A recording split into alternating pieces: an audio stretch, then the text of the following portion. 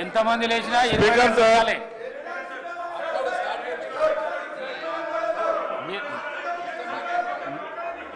అధ్యక్ష మీరు రైతు భరోసాలో 5 minutes లా కంప్లీట్ చేస్తా అంటే చేయండి, లేకుంటే మైక్ కట్ చేసేస్తా. స్పీకర్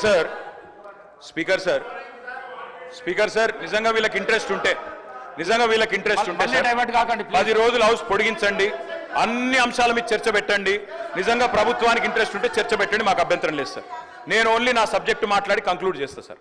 10 నిమిషాలు టైం ఇవ్వండి, నేను నా సబ్జెక్ట్ మాట్లాడి. ఇంతమంది డిస్టర్బ్ చేస్తే ఎట్లా సార్? సభ్యులు లేస్తారు, మంత్రులు లేస్తారు. అధ్యక్ష, మేము అందుకే అంటున్నాం సార్, మాకు అన్ని విషయాల్లో స్పష్టత ఉంది, నిజాయితీ ఉంది కాబట్టి నిజాయితీగా చెప్తున్నాం. చాలా పని చేసినాం, కంక్లూడ్ చేస్తున్నా సార్. ఇదేం పద్ధతి? నా విజ్ఞప్తి సార్, మీరే చెప్పినారు బోనస్ ప్రస్తావన నేను చేయలేదు, మీరే చేసినారు, మీ సభ్యులే చేసినారు.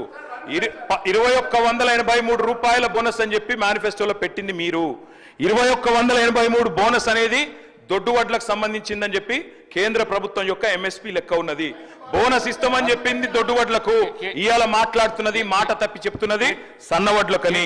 ఇచ్చిన బోనస్ 700 కోట్లు. మళ్ళీ అదే చెప్తున్నా సార్. నేను వాళ్ళు అడ్డమైన మాటలు మాట్లాడచ్చు, మేము మాట్లాడద్దా సార్? వాళ్ళు ఏది పడితే అది మాట్లాడచ్చు, మంత్రులు కూడా నోటికి వచ్చినట్టు మాట్లాడచ్చు, మేము వివరణ కూడా ఇవ్వద్దా? ఇదేం పద్ధతి? అధ్యక్ష, బోనస్ బోగస్ అయ్యింది. 700 కోట్ల బోనస్ ఇచ్చి 7600 కోట్ల రైతు బంధు ఎగ్గొట్టిన మాట ఖచ్చితంగా వాస్తవం. ఇది రాష్ట్రంలోని రైతులకు తెలుసు.